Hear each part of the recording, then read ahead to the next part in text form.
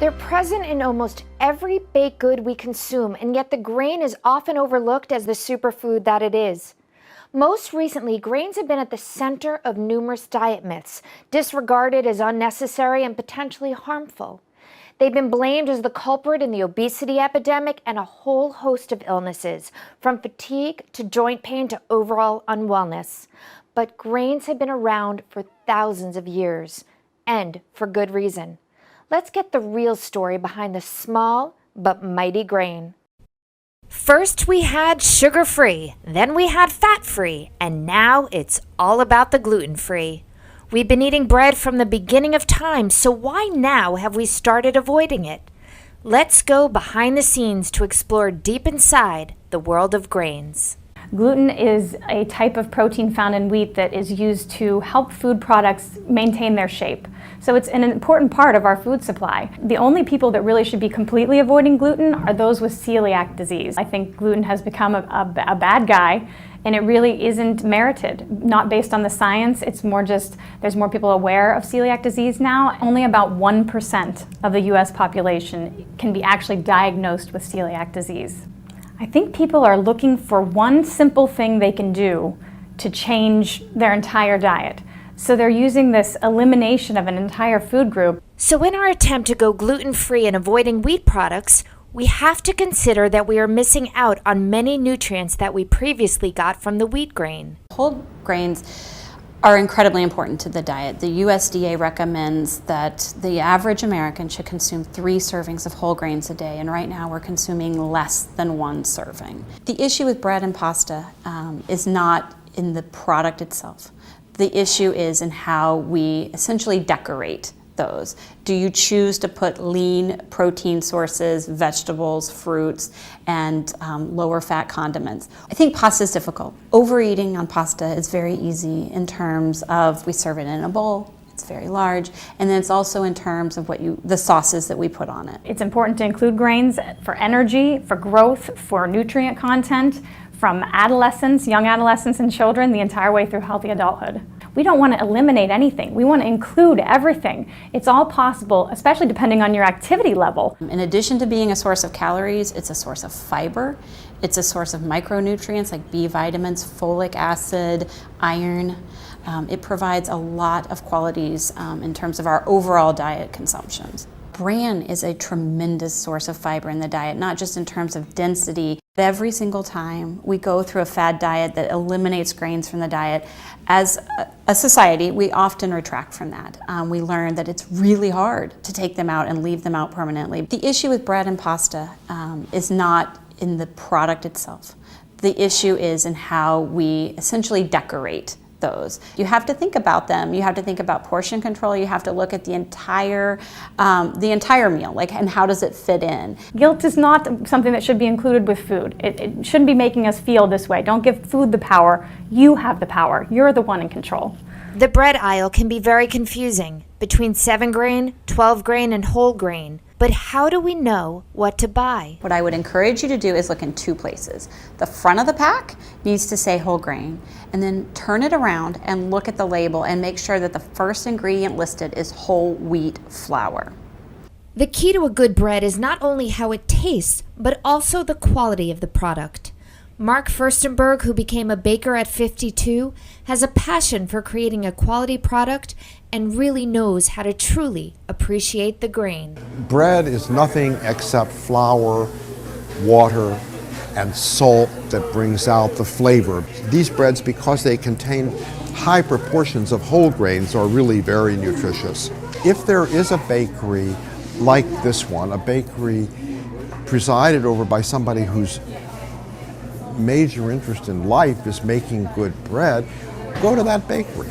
People found ways of making bread in a much quicker way. Both the flavor and the nutritional value of bread was dissipated in this process. Baking time in whole grain breads gets extended.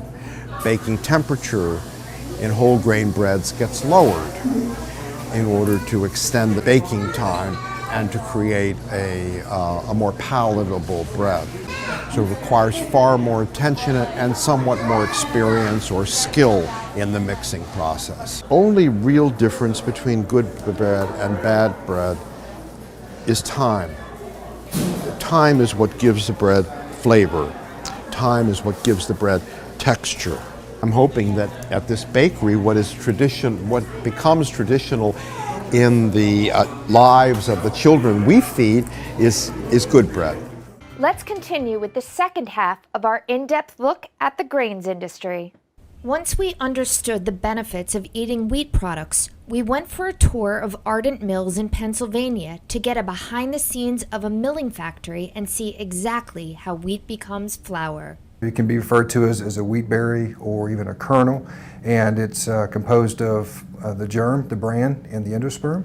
And once we take that kernel and grind it up, it is a whole wheat grain, a whole wheat flour. The crop is planted. The farmers grow the wheat, and depending on what variety it is, it's planted different times of the year and harvested at different times of the year. Once it comes to maturity, they have to harvest the crop. So they're out harvesting the crop, and we actually have, within Ardent Mills, we have survey drivers who are a couple of steps ahead of the combines grabbing samples of wheat, and we're sending that stuff back to our bake labs and getting an analysis on that wheat that gives us the attributes of that wheat. Essentially, the customers, who are the bakers, drive the industry. It takes analysis, science, time, and a lot of miles on the road to get the best crop that they can. We go after attributes that our customers are desiring, basis the results of the survey drivers, staying ahead of the combines, but getting us that data that we need so we can service our customers. What they're doing is those guys are actually out there focusing us back into areas where we had a good crop, where we can get a good milling yield out of it, and also the attributes that we're looking for that our customers desire. The taste and texture of our food is dependent on the different kinds of wheat flour that is made.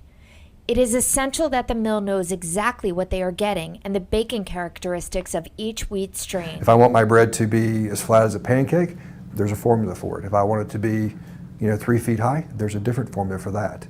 So the farmer will go ahead and harvest his crop, and he'll either put it in his own bins, or they will take it to a country elevator and store it.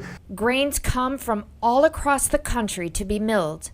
From the rails to the tables, trains travel thousands of miles to bring wheat to the mills so bread can be put on our table. Bring it into the facility, we'll unload it and store it by protein type, the specifics within the elevator. And once we get that completed, it's ready to come over to the mill. The first step of the milling process is cleaning the wheat, which doesn't require any chemicals. Then, the wheat goes through a grinder to crack and break it open before it heads over to the sifter. Through that sifting, what you're doing is you're trying to capture the larger particles for further processing or to go to feed, or you're taking that the white flour and you're sifting that off and you're taking it to storage. So it depends how far you are in the process as to how much you have to sift off as you go through that. Fining is nothing more than separating the streams. It is not adding anything to it. It's not purposely doing anything other than making the flour, taking out the bran from a sifting process. So there's no chemicals, there's no alteration when you refine. All it means is cracking it up and putting it in a sifter. Yep, we're cracking it. We do it several times through the mill.